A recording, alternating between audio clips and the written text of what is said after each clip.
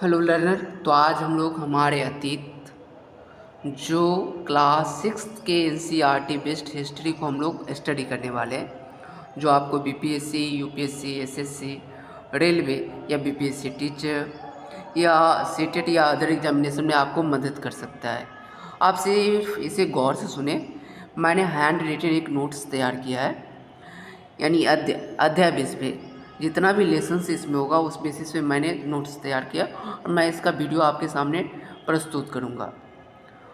आप अपना बेशकीमती रिव्यू, अपना कमेंट ज़रूर दें कि आपको ये वीडियो कैसा लगता है, क्योंकि आपका एक कमेंट मेरे लिए काफ़ी फ्रूटफुल हो सकता है, लाभदायक हो सकता है। तो चलिए देखते हैं कि इसमें कितने सारे चैप्टर्स हैं। पहले हम लोग चैप्टर्स के बारे में डिस्कशन कर लेते हैं। तो चलिए देखते हैं। तो इसमें जो चैप्टर्स होने वाला है, जो विषय सूची है, इसमें आप देख सकते हैं जो हम लोगों को पढ़ना है, क्या, कब, कहाँ और कैसे।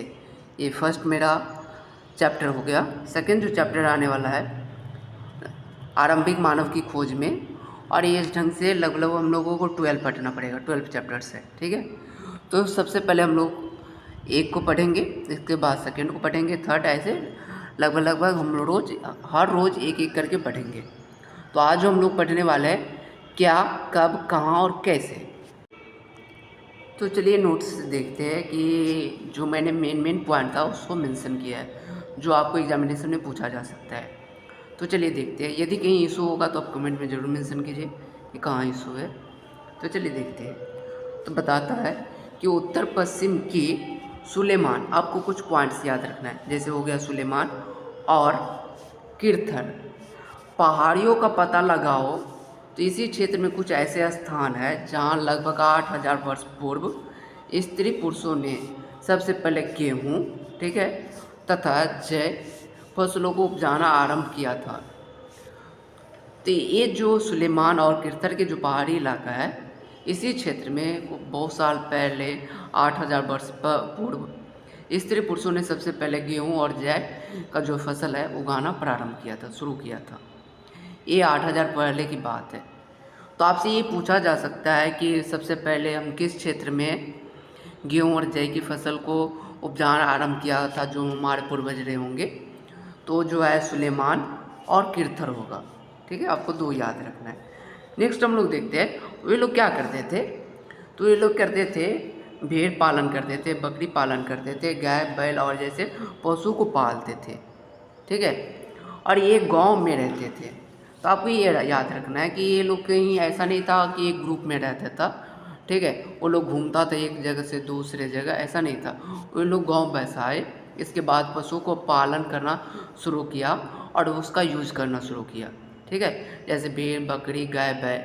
तो उस समय में क्यों पाला जाता था? तो हो सकता है मांस पर्पज़ से, या कहीं ना कहीं दूध देती होगी तो उस पर्पज़ से, और इसका एक यूज कैरी करने के लिए भी किया जाता होगा।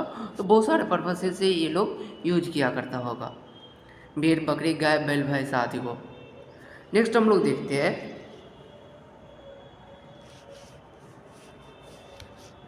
उत्तर पूर्व में गारो, ठीक है। ये गारो जगह का नाम है, ठीक है। तो जो उत्तर पूर्व वाले जो भाग है ना में गारो तथा मध्य भारत, अब दो चीज़ याद रखिएगा, गारो तथा मध्य भारत में बिंद पहाड़ियों का पता लगाओ। पता था कि बिंद पहाड़ियों के बारे में पता लगाओ, क्योंकि उसमें क्या है, ये कुछ अन्य क्षेत्र है जहाँ कृषि का विकास हुआ, जहाँ सबसे पहले चावल उपजाया गया। तो आपसे पूछा जा सकता है कि कौन सा ऐसा क्षेत्र रहा जहाँ पे चावल को उपजाया गया प्रथम बार, और कहीं ना कहीं वो साक्ष्य मिलता है जो। तो आप बता सकते हैं कि जो उत्तर पूर्व वाला जो भाग है गारो, ठीक है, और मध्य भारत जिसको हम बोलते हैं बिंद के पहाड़ी के आसपास में, उस भाग में हमको पता चलता है कि वहाँ के जो व्यक्ति थे ना, चावल सबसे पहले उगाना स्टार्ट किया था। तो आपको ऐसे याद रखना है कि उत्तर पूर्व वाला में जो भाग है गारो और मध्य भारत, उसके बिंद के जो पहाड़ी के आसपास है, वहाँ पे सबसे पहले चावल उपजाना शुरू किया गया, प्रारंभ किया गया। नेक्स्ट हम लोग देखते हैं गंगा तथा इसकी सहायक नदी सोन का पता लगाओ, ठीक है। गंगा के दक्षिण में इन नदियों के आसपास का क्षेत्र प्राचीन काल में मगध के नाम से जाना जाता था। आप एक चीज़ याद रखना है कि गंगा के उस समय में, प्राचीन समय में, उसके आसपास के क्षेत्र को किस नाम से जाना जाता था? मगध। ठीक है, तो ये आपको याद रखना होगा, क्योंकि उस समय का जो वहाँ का जो सम्राट था ना, बहुत विशाल था, मगध सम्राट था, इसलिए ये काफ़ी दूर में फैली हुई थी, तो इसलिए वहाँ के आसपास के जगह को क्या नाम दिया गया? मगध। आपको एक चीज़ और याद रखना है, ये जो आप नदी, मैंने ये नदी का एक डिज़ाइन बनाया है, तो आपको देख सकते हैं कि ये जो काबुल नदी है, ये यहाँ से जो निकलती है, और ये जो झेलम है, और ये जो चेनाब है, इसके बाद ये जो ब्यास नदी है, और रावी नदी है, और ये जो सतलज नदी है, सब मिल करके एक मेन नदी बनाती है, जिसको हम क्या बोलते हैं? सिंधु नदी। तो आपको ये पूछा जा सकता है कि सिंधु नदी का सहायक नदी कौन कौन सा है? सहायक नदी उस नदी को कहते हैं जो नदी एक मेन नदी को क्या करता है? मदद करता है। यानी मान लो कि ठीक है, ये सिंधु नदी है और काबुल नदी यहाँ से आकर के मिल गई सिंधु नदी में, तो कहीं ना कहीं क्या किया? इसको मदद करने का काम किया गया। ठीक है, तो इसी को बोला जाता है सहायक नदी। तो सिंधु नदी का जो सहायक नदी है वो काबुल नदी है, झेलम है, चेनाब है, रावी है, ब्यास और सतलज है। इतना आपको याद रखना है। नेक्स्ट हम लोग बढ़ते हैं। आगे बताता है इंडिया शब्द इंडस से निकला है। आपको कोई पूछते कि इंडिया शब्द कहाँ से निकला है, तो ये इंडस से निकला है, जिसे संस्कृत में सिंधु कहा जाता है, जिसको हम संस्कृत में क्या कहते हैं? सिंधु कहते हैं। ईरानियों और यूनानियों ने सिंधु को हिंदोस, इसको याद रखिए, पॉइंट आउट कर लीजिए, ठीक है, अंडरलाइन कर दीजिए, या इंदोस, और इस नदी से पूर्व स्थित भूमि प्रदेश को इंडिया कहा। आप ये याद रख सकते हैं, जो यूनानी थे, जो ईरानियन थे, उसने क्या किया? जब यहाँ पे आया तो ये सबको क्या करते थे? ये सिंधु को बोलता था हिंदूस, कोई बोलता था, कोई इंदोस बोलता था। ये हिंदोस लिखा गया और ये इंदोस लिखा गया, ठीक है। तो इसको हिंदोस और इंदोस कहता था। और बाकी बात जो क्षेत्र वाले भाग था, जो भूमि वाले प्रदेश था, उसको ये लोग क्या कहना स्टार्ट कर दिया? इंडिया। तो इंडिया का मेनली ओरिजिन कहाँ से हुआ है? इंडस से, ठीक है, इंडस से निकला है। और ये नाम किसके द्वारा रखा गया? ईरानियों के द्वारा और यूनानियों के द्वारा। नेक्स्ट हम लोग देखते हैं, ये जो भारत नाम का जो हम लोग बात करते हैं, जो भरत थे, भरत नाम का प्रयोग उत्तर पश्चिम में रहने वाले लोगों को एक समूह के लिए किया जाता था। जो उत्तर पश्चिम में कुछ समूह रहते थे उसके लिए किया जाता था भरत नाम का शब्द का प्रयोग, ठीक है। इस समूह का उल्लेख संस्कृत के आरंभिक लगभग 3500 वर्ष पुरानी है। इसका जो आरंभिक है, शुरुआती दौर रहा है, 3500 वर्ष पुरानी रहा है, ठीक है, पुराना है। बताता है कि कृति ऋग्वेद में भी मिलता है, बाद में इसका प्रयोग देश के लिए होने लगा। आपको कहीं ना कहीं ये उल्लेख ऋग्वेद में भी मिल जाएगा भरत के बारे में, जो बाद में जाकर के एक देश का नाम रखा गया जिसका नाम भारत पड़ा।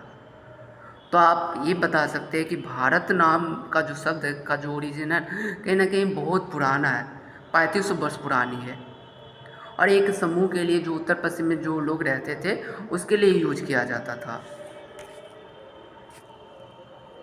अब चलिए हम अपने देखते हैं कि अतीत के बारे में कैसे जानें, कि हम अपने अतीत को कैसे जान सकते हैं। तो पता था, हाथ से लिखी गई पुस्तकों को पांडुलिपि कहे जाती थे, ठीक है। तो हिंदी में हम क्या कहते हैं? जो हाथ से लिखा जाता है उसको हम क्या बोलते हैं?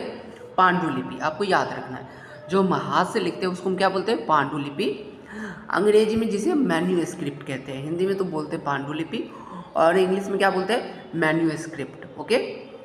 और मैन्यू का मतलब होता है, ये लैटिन वर्ड है जिसका मतलब होता है हाथ। मैन्यू मतलब क्या होता है? मेनू मतलब हाथ, हाथ।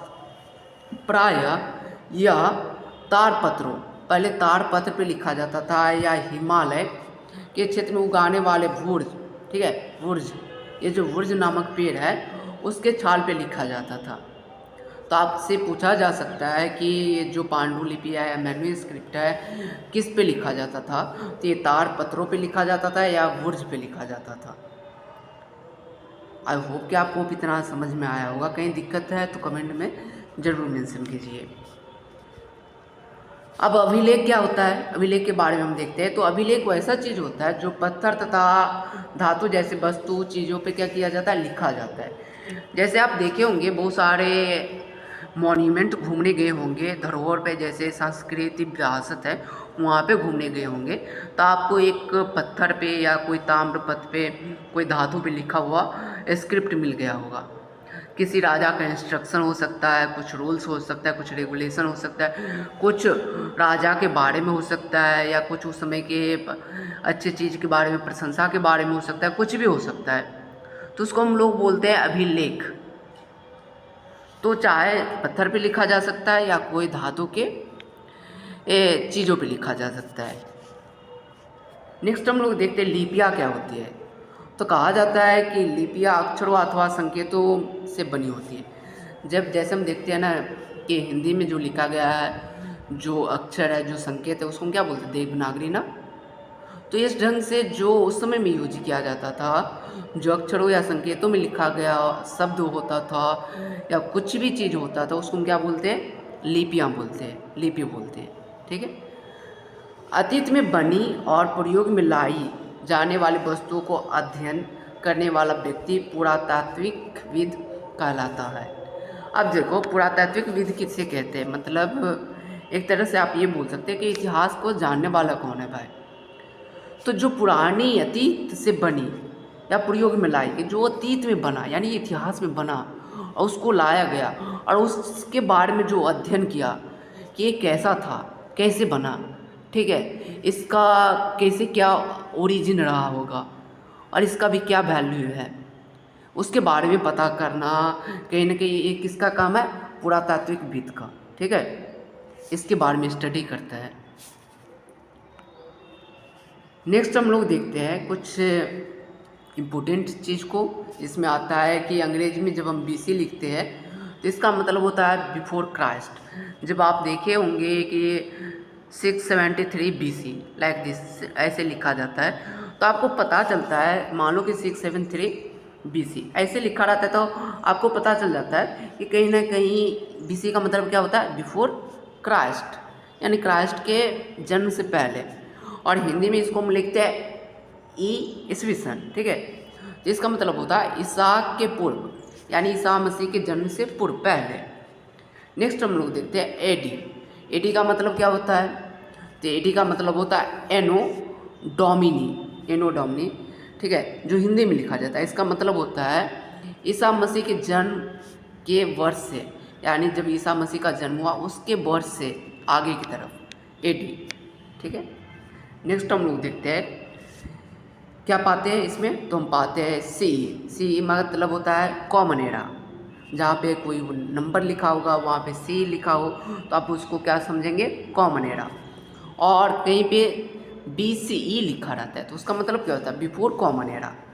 क्या होता है, बिफोर कॉमन एरा। और कहीं पे BP लिखा रहता है तो BP का मतलब क्या होता है, बिफोर प्रेजेंट, यानी वर्तमान से पहले। तो आई होप कि आपको समझ में आया होगा। कहीं इशू है तो कमेंट में ज़रूर मेंशन कीजिए आपको ये वीडियो कैसा लगा। ये भी एक रिव्यू के तौर पे आप कमेंट में ज़रूर लिखिए। अच्छा लगा हो तो लाइक सब्सक्राइब करें। Thank you.